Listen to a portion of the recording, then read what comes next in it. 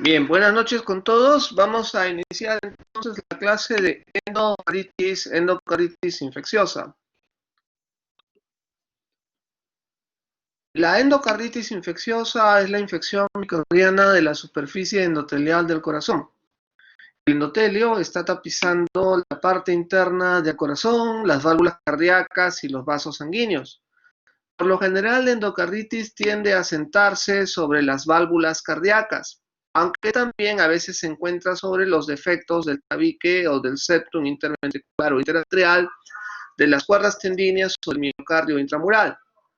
Por lo general, la endocarditis también puede afectar a cortocircuitos arteriovenosos, vale decir, presentarse sobre los vasos sanguíneos, como una coartación de aorta, como en un ductus arterioso. Cuando eso ocurre en los vasos sanguíneos y no dentro del corazón, eso ya no se llama endocarditis, eso ya se llama endarteritis, cambia de nombre propio. La lesión típica, característica, anatomopatológica más interesante, más preponderante de esta patología es la vegetación. La vegetación es una masa amorfa de plaquetas y fibrina de tamaño variable, el cual contiene los microorganismos patógenos, células inflamatorias de Langerhans, que le dan forma a esta vegetación. Esta vegetación se va a desarrollar sobre el tejido endotelial lesionado, llámese en las cuerdas tendíneas, en el aparato valvular propiamente dicho, en el miocardio intramural o en los vasos sanguíneos. Toda zona donde existe endotelio injuriado o lesionado es susceptible de tener o desarrollar vegetaciones cuando se da esta enfermedad.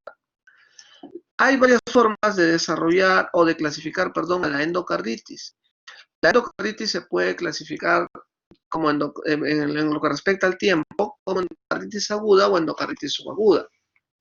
La endocarditis aguda, hay una infección acentuada. Esta infección es muy severa, es una toxicosis muy severa, que tiende a afectar al paciente a lo largo de días o semanas hasta producir gran destrucción valvular y gran metástasis de poros sépticos.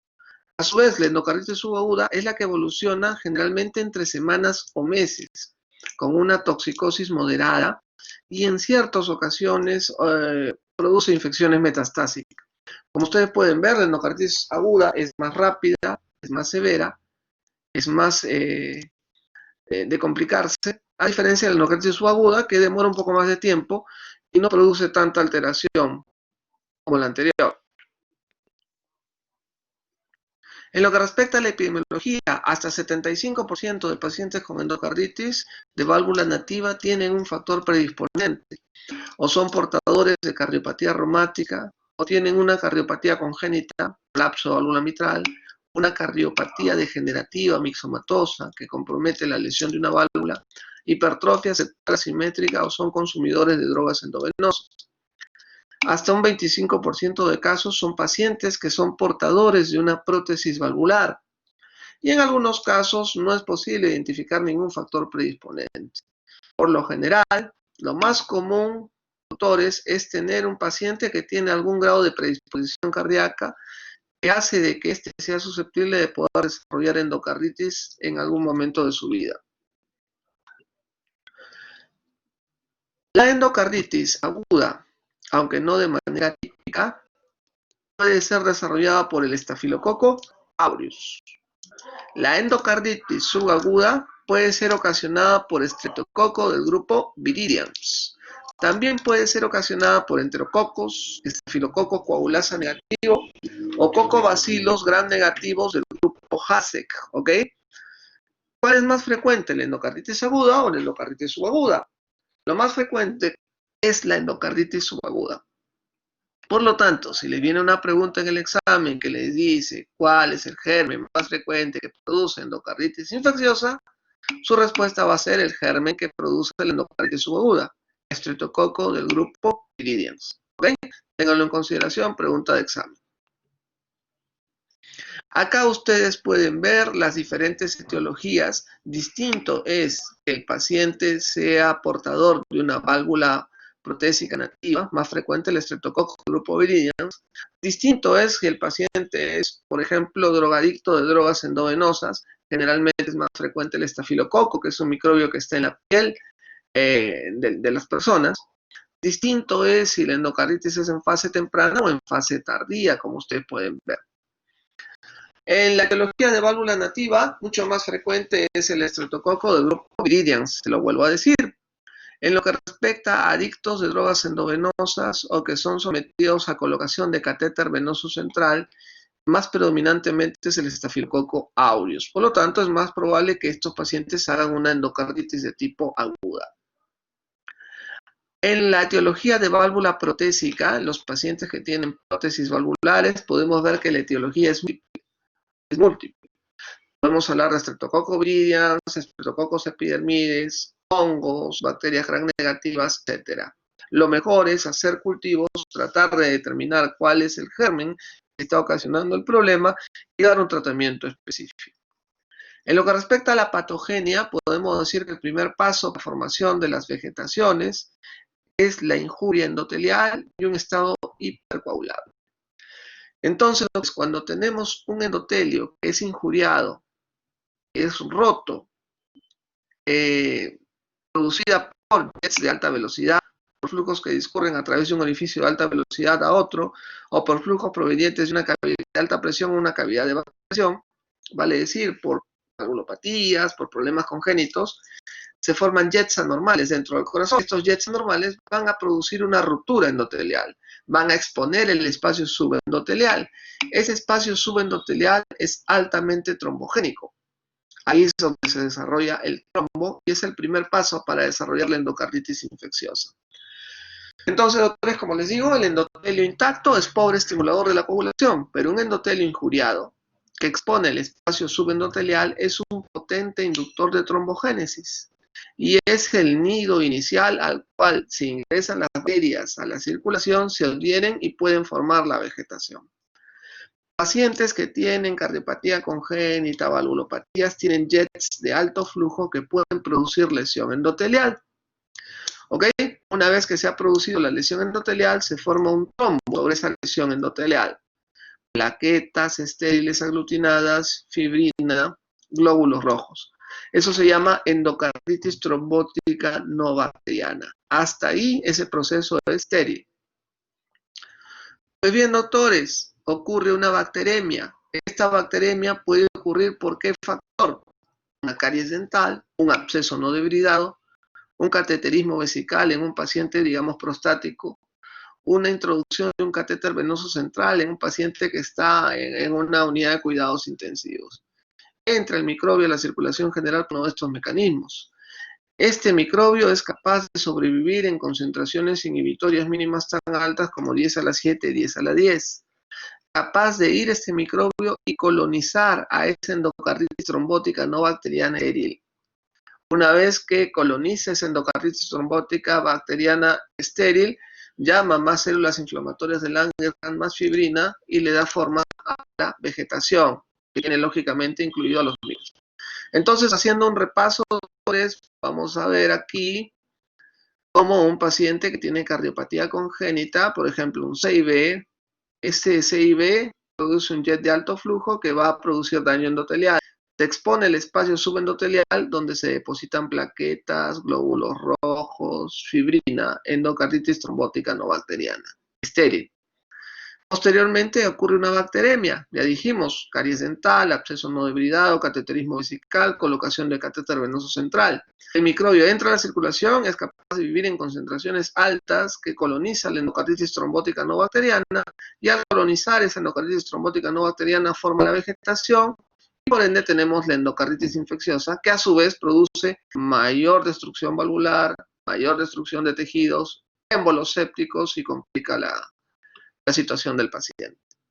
Muy bien, ¿cuáles son los fenómenos inmunológicos que se pueden presentar en este paciente con endocarditis infecciosa? El factor reumatoideo puede ser positivo en un 50% después de 6 semanas, sobre todo en la endocarditis infecciosa subaguda. Hay complejos inmunes circulantes entre un 82 y un 97%. Depósitos de complejos inmunes antígeno-anticuerpo en el parénquima renal, pudiendo producir deterioro de la función renal. Hay anticuerpos antiendocárdicos y antisarcoleve en un 60%. El complemento, fracción C3, C4, está disminuido hasta en un 30%. Puede haber problemas de artritis, tenosinovitis, nódulos de Osler en las articulaciones, manchas de Roth en el fondo de ojo que son mediados por depósito de complejos inmunes antígeno-anticuerpo. Estos depósitos de complejos inmunes antígeno-anticuerpo desarrollan una serie de alteraciones como nosotros estamos observando. ¿Cuál es la clínica de una endocarditis infecciosa? Malestar general, astenia, fiebre, mialgias, artralgias, escalofrío, anorexia, esplenomegalia, eventualmente puede haber petequias y embolias. La triada clásica que nos dicen nuestros clínicos antiguos, mis profesores, algunos de ellos que todavía les enseñan, nos decían, sospecha de endocarditis infecciosa cuando se presenta una triada clásica. ¿Cuál, doctor? Fiebre, soplo y anemia. Si un paciente tiene fiebre, soplo y anemia, es altamente sospechoso de que tu paciente pueda tener endocarditis infecciosa. Aplica los criterios de la Universidad de Duke y trata de encontrar el diagnóstico que puede ayudar a salvarle la vida a este paciente. Entonces, dentro de la clínica de la endocarditis infecciosa pueden haber soplos cardíacos cambiantes, porque puede que el paciente haya tenido ya una cardiopatía congénita, haya tenido ya una enfermedad valvular, y que producto de la endocarditis puedan tener nuevos soplos cardíacos. Puede haber síntoma neurológico. Acuérdate, la endocarditis puede disparar émbolos sépticos que van hacia el cerebro. Puede el paciente tener meningitis, hemiplegia, coma, convulsiones, ataxia, alteraciones visuales. Va a haber una alteración del sistema hematológico. Va a haber una anemia normocítica importante hasta en un 70% de casos. Puede haber esplenomegalia, 50% en la endocarditis subaguda. Lógicamente, más tiempo, más probabilidad de desarrollar esplenomegalia. Puede haber pericarditis, alteraciones del aparato locomotor, poliartralgias difusas, artritis, tenosinovitis, vasculitis, por depósito de complejos inmunes antígeno. Muchos pacientes desarrollan cuadros de insuficiencia cardíaca. ¿Producto de qué? Producto de la que endocarditis produce destrucción de las válvulas, u obstrucción de las válvulas por el desarrollo de vegetación, ruptura de cuerdas tendíneas, shunts o fístulas dentro del corazón, que son nuevas. Los pacientes que tienen prótesis malogran las prótesis, producen dehiscencia de las prótesis. Acuérdate, muchos de estos pacientes pueden hacer pericarditis, miocarditis y eventualmente pueden hacer hasta isquemia si se desprende una vegetación y entra la circulación coronaria. Evidencia de lesiones intravascular, manchas de Roth, conductores, hemorragias retinianas que ustedes van a ver en el fondo de ojo. Por lo tanto, si ustedes sospechan de un paciente que tenga endocarditis, no se olviden de hacer fondo de ojo. Nódulos de Osler, hasta un 20% en la yema de las manos o en la planta de los pies. Lesiones de Genaway, que son máculas eritematosas, rojizas, de bordes no bien definidos también en manos y pies por depósito de complejos inmunes antígeno-anticuerpo. Hemorragias en astillas, que son microémbolos, émbolos sépticos que disparan hacia los capilares en la región distal de los dedos de las manos o de los pies. Acá tenemos, por ejemplo, en este gráfico, petequias subconjuntivales. Miren, acá están las petequias en la parte conjuntival.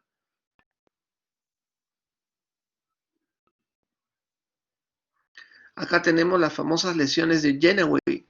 Miren, máculas eritematosas, rojizas, de bordes no bien definidos, palma de manos, planta de los pies. Y acá tenemos la hemorragia en astillas, por émbolos sépticos que se disparan a las regiones distales de los dedos o de los pies.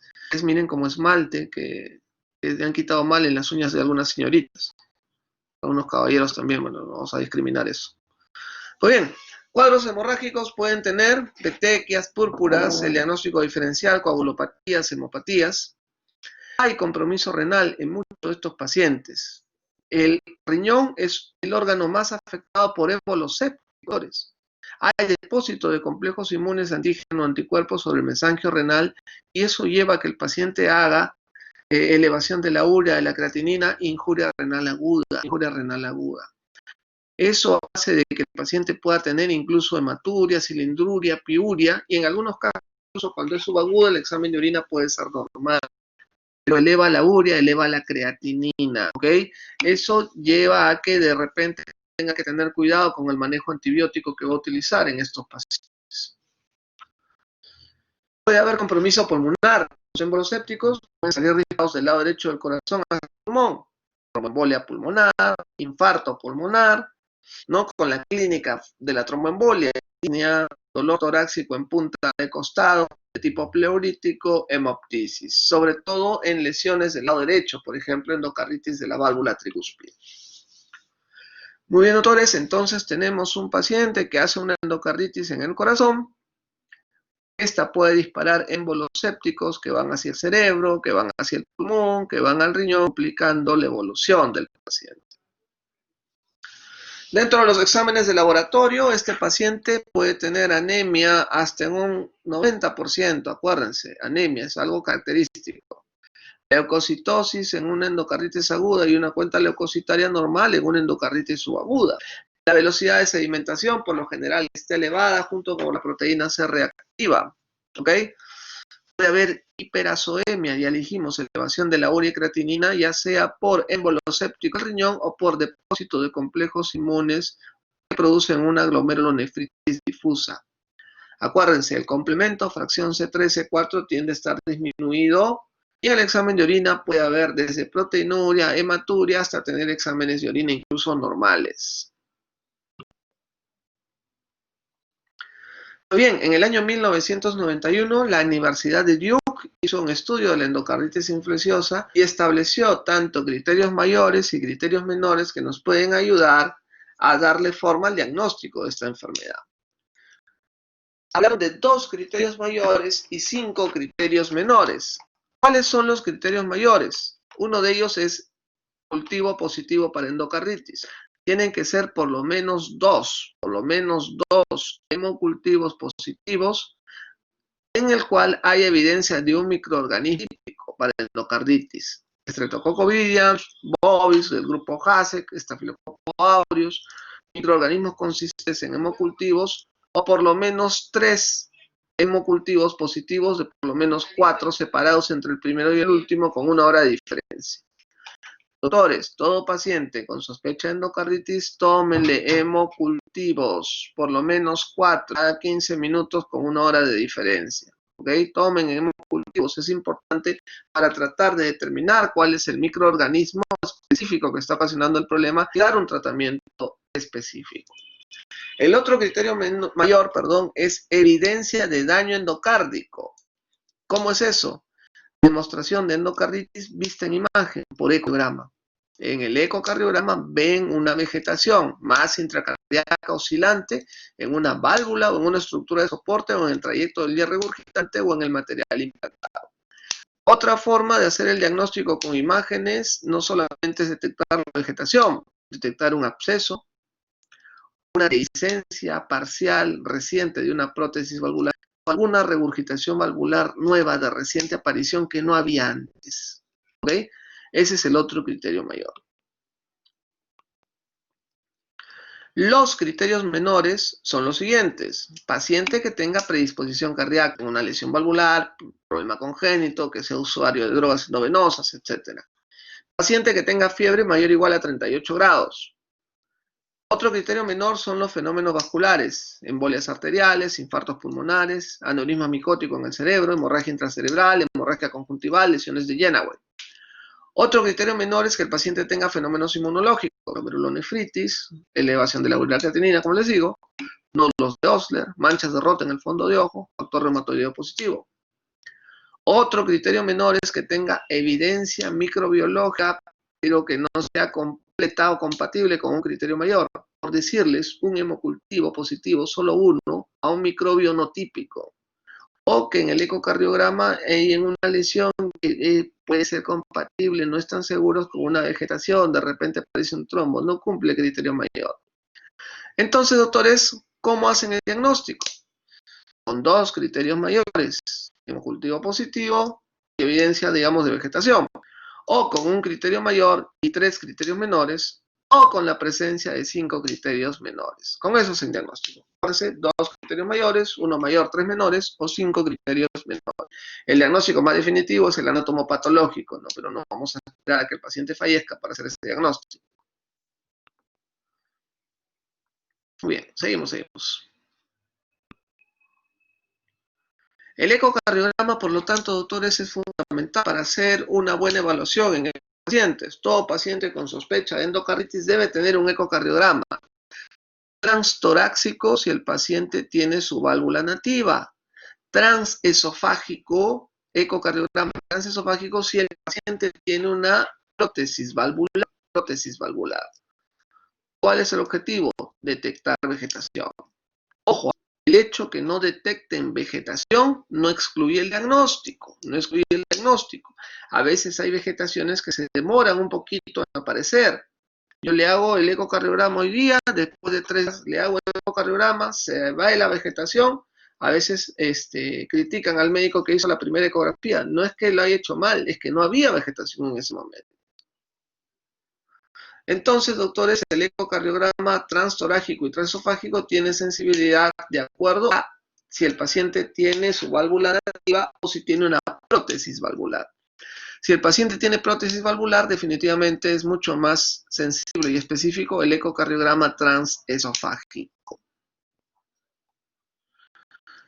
Entonces, en el ecocardiograma van a tratar de detectar esas masas basculantes de bordes no bien definidos en una altura de soporte cardíaco o en alguna válvula para poder hacer la definición de una endocarditis. Ya ustedes saben que los hemocultivos, si es que son bien tomados, si es que son varios, pueden ser positivos hasta en un 85-90%. Tratemos de aislar el germen lo más específico posible para tratar de dar un tratamiento dirigido. Hongos son positivos solo en un 50%. No es necesario que el paciente esté en bacteremia continua para sacar las muestras. No se ha demostrado que la sangre arterial sea mejor que la sangre venosa. Hay muchas causas de pacientes que tienen endocarditis en los cuales los hemocultivos salen negativos. Hayan sido tratados con antibióticos previos de manera indiscriminada. Qué mala suerte que en el Perú hay mucha automedicación. El paciente va a la farmacia y le dan cualquier cosa. Endocarditis del lado derecho, evolución prolongada, insuficiencia renal hiperazoémica, bacterias de crecimiento lento como la brucela, que es raro, pero pueden producir a veces endocarditis. Endocarditis murales o cuando la endocarditis virus, rickettsia, etc. El tratamiento generalmente dura de 4 a 6 semanas. Es un tratamiento largo. Deben utilizarse antibióticos de acción bactericida, por lo menos 2, combinables con el objetivo de destruir al germen causante y administrarlo, ya dijimos, por un tiempo prolongado de 4 a 6 semanas. El antibiótico debe ser capaz de penetrar la fibrina, sitio donde se aloja la colonia, y tratar de destruir el germen de manera específica. En la mayoría de casos, como les digo, se utilizan 2 antibióticos de amplio espectro, de acción bactericida, no de acción bacteriostática. El tratamiento de manera general: reposo en cama, control de temperatura, corregir la anemia, mantener el medio interno, tratar de erradicar posibles focos que originaron la endocarditis. Si es una caries dental, hacerle la curación. Si es que hay un absceso, hacer la curación y la debridación del absceso. Si es que es un cateterismo vesical, un catéter venoso central, hay que retirar eso. Apoyo psicológico y estar atento a las probables complicaciones. Por ejemplo, si tenemos un microbio que es el Streptococcus viridans, que es el más frecuente que ocasiona la endocarditis, podemos utilizar la combinación de una penicilina G-sódica o una ceftriaxona, si el paciente es alérgico a la penicilina, o una gentamicina. Si el paciente es resistente a ese esquema terapéutico, podemos cambiar la gentamicina por la vancomicina. A veces, la penicilina o la ceftriaxona por la vancomicina. A veces hay que tener cuidado porque la gentamicina es nefrotóxica, la vancomicina también, y el paciente hace incluso nefrotoxicidad por la endocarditis. Hay que hacer corrección de los medicamentos si el paciente hace hiperazoemia. Si es un enterococo, es un poco más susceptible de ser manejado con una penicilina con gentamicina, o con una ampicilina con gentamicina, o ampicilina, o perdón, vancomicina con gentamicina. Teniendo cuidado este último esquema de banco con genta, que es nefrotóxico, como ya les mencioné. Efectivo, pero nefrotóxico. Si es estafilococo, eso que produce la endocarditis aguda, y el paciente tiene válvula nativa, podemos utilizar agentes beta-lactámicos como la napsicilina, oxacilina con la gentamicina, o la cefasolina con la gentamicina, o la vancomicina con la gentamicina. ¿Okay? Si es un estafilococo de válvula protésica, uy, acá hay problemas. Muy fregado, válvula protésica que hay que cuidar. Aquí podemos utilizar tratamiento incluso triple. Vancomicina, rifampicina, gentamicina. O nafcilina, oxacilina, rifampicina y gentamicina. Tratamiento triple. Esto es un poquito más complicado. Muchas veces se destruye la prótesis valvular, el paciente incluso va a cirugía y el paciente fallece. He visto varios casos. Microorganismos del grupo HASEC, estos son más susceptibles de ser manejados, ceftriaxona solamente o ampicilina con gentamicina. Muy bien, doctores, muchos de estos pacientes después de utilizar o de tener un tratamiento de 4 o 6 semanas quedan con cuadros de insuficiencia cardíaca. Eso hace de que los pacientes, después de haber tenido su tratamiento completo y haber controlado la infección, tengan que ser sometidos a cirugía cardíaca. Si tu paciente con endocarditis de tener un tratamiento completo queda con insuficiencia cardíaca moderada o severa por disfunción valvular, tiene que el paciente ser sometido a cirugía cardíaca para terminar su tratamiento. Si el paciente tiene una prótesis inestable, tiene que ser sometido a cirugía cardíaca. Es complicado, tiene alta mortalidad la endocarditis de prótesis valvular, como les he mencionado, pero tenemos que intentar salvarle la vida al paciente. Si el paciente tiene infección incontrolable, gran bacteremia, tratamiento ineficaz con antibióticos o endocarditis micótica, probablemente el paciente tenga que ir a sala de operaciones. Si el si el paciente hace endocarditis que recidiva después de un tratamiento óptimo, sobre todo en una prótesis valvular, también probablemente el paciente tenga que ir a cirugía cardíaca. ¿Okay? Bien, doctores, eso es todo lo que tenía que decirles esta noche. Si tienen alguna pregunta, por favor, con el mayor de los gustos estamos para poder ayudarlos. Los escucho, doctores, si tienen alguna pregunta.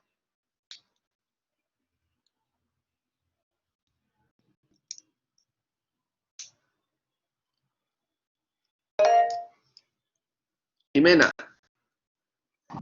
Sí, doctor, buenas noches. Tenía la duda de que en el caso que el paciente presente está en la primera fase de una endocarditis trombótica no bacteriana, ¿qué manifestaciones podría presentar?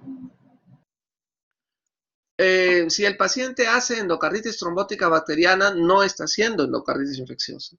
Todavía no ha tenido la bacteremia, todavía no ha tenido un microbio capaz de colonizar esa endocarditis trombótica bacteriana y ocasionar todo lo negativo de una endocarditis infecciosa.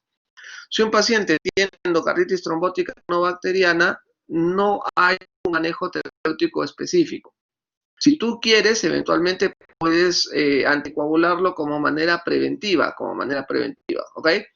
Pero definitivamente el hecho de tener trombos te da el riesgo propio de la trombosis. ¿Cuál sería el riesgo propio de la trombosis? Que el trombo se haya disparado, vaya al cerebro, el trombo se haya disparado y vaya a la circulación general o entre a una arteria coronaria y pueda originar un infarto. ¿Ok? No se han descrito casos de ese tipo, por lo tanto hay que tener cuidado. Si tú tienes demostrado que un paciente tiene endocarditis trombótica no bacteriana, no está estipulado su anticoagulante, pero sí lo que está estipulado es que el paciente tenga riesgo para desarrollar bacterias. Si tú ves que ese paciente tiene una caries dental, llévalo a curar rapidito la caries dental, que no vaya a ser un absceso porque hace bacteremia. Si el paciente se hace una herida, qué sé yo, o tiene una celulitis, trata eso, porque ese paciente puede hacer una endocarditis infecciosa. Si el paciente tiene que ser sometido a un cateterismo vesical porque es prostático, dale profilaxis antibiótica para evitar tener esos problemas. Si el paciente necesita la colocación de un marcapaso, un catéter venoso central, también dale profilaxis antibiótica para evitar tener problemas. Vale decir, si tienes un paciente con predisposición cardíaca, cardiopatía congénita, lesión valvular, y va a ser sometido a alguno de estos procedimientos o incluso a una cirugía dentro de las llamadas cirugías sucias, tienes que dar profilaxis para endocarditis infecciosa. Gracias, doctor.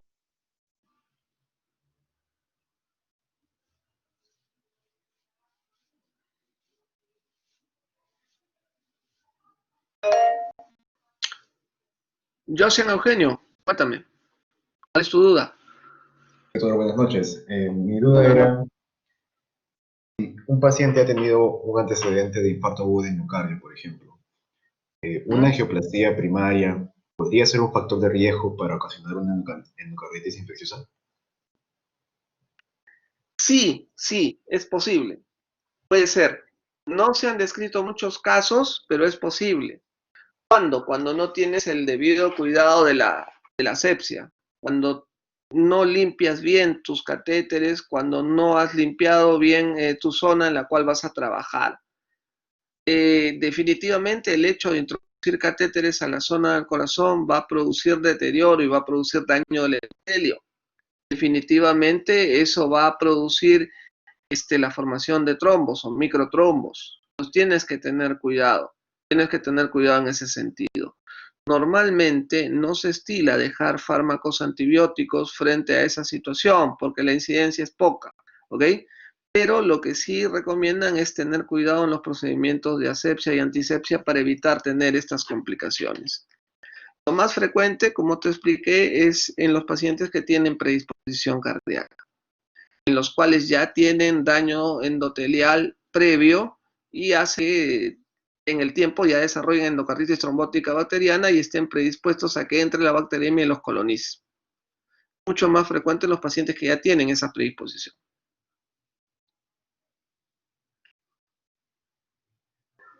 Gracias.